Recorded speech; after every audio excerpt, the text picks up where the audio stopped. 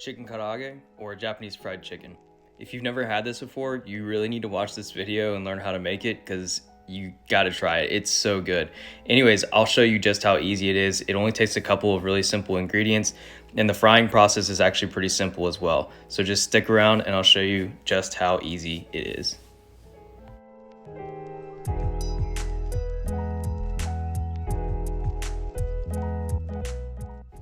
All right, so for the marinade, you're gonna go in with 1 tablespoon or 15 milliliters of Mirin, 1 tablespoon or 15 milliliters of sake, and half a tablespoon or 7 to 8 milliliters of soy sauce.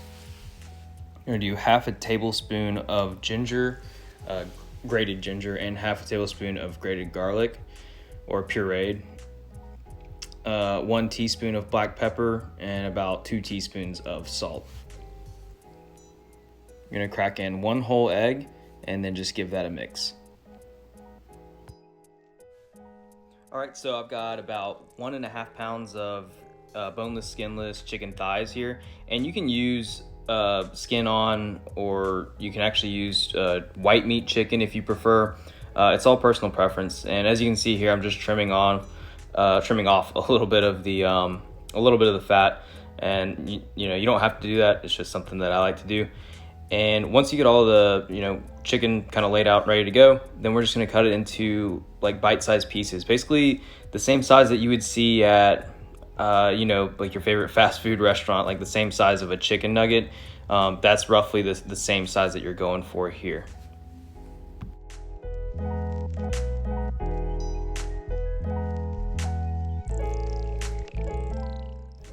All right, so once you get all the chicken cut up into bite-sized pieces, you can go and throw that in the marinade and just give it a good mix. And then we're gonna go in with 3 tablespoons of all-purpose flour and 3 tablespoons of potato starch. If you can't find potato starch, then you could definitely substitute it for cornstarch. It's just potato starch has a different texture, and I definitely prefer it. All right, so for the frying, basically I've just got a 12-inch skillet here. If you wanna use a heavy bottom pot or something like that, use whatever you feel comfortable frying in. I just wanted to show you guys how easy this is, how simple it is. You don't need a lot of oil. You don't need a huge pan or a deep fry or anything. Basically, you just want to put that oil in there, heat it up to about 300 to 325 degrees. And this is going to be our first fry. The first fry is going to cook the chicken thoroughly all the way through, but it's not going to get it really crispy. So like I said, 300 to 325 for the first fry.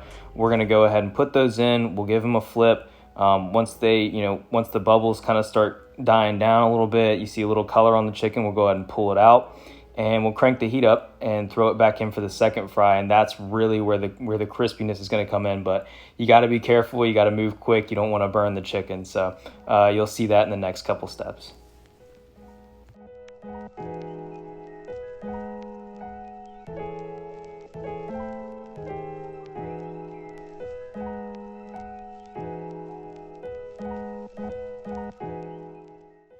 Alright, so now the chicken's sat for a second and we've had time to reheat the oil. We've got the oil up to 350 now, and we're just going to put the chicken back in for the second fry. And like I said, you can you want to move quick here because it's ripping hot, and you don't want to burn the chicken. As you can see, a couple of my pieces got a little brown, but they still taste really good. So it's no complaints here.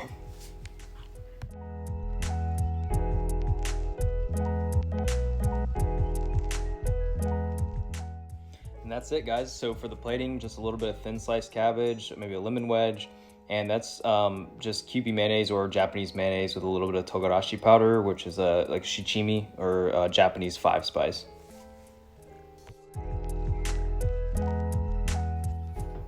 All right, so there we go. Chicken karaage or Japanese fried chicken. As you can see, it's a really, really simple marinade. There's not a lot of ingredients, but it packs a lot of flavor. And then the frying process is really easy too. You don't need a deep fryer or a large pot. You can just fry everything in the skillet. So please give this video a try. If you like fried chicken, I promise you're gonna love it. Give the video a thumbs up, comment down below, and subscribe to the channel because I got a lot more videos coming soon. Thanks.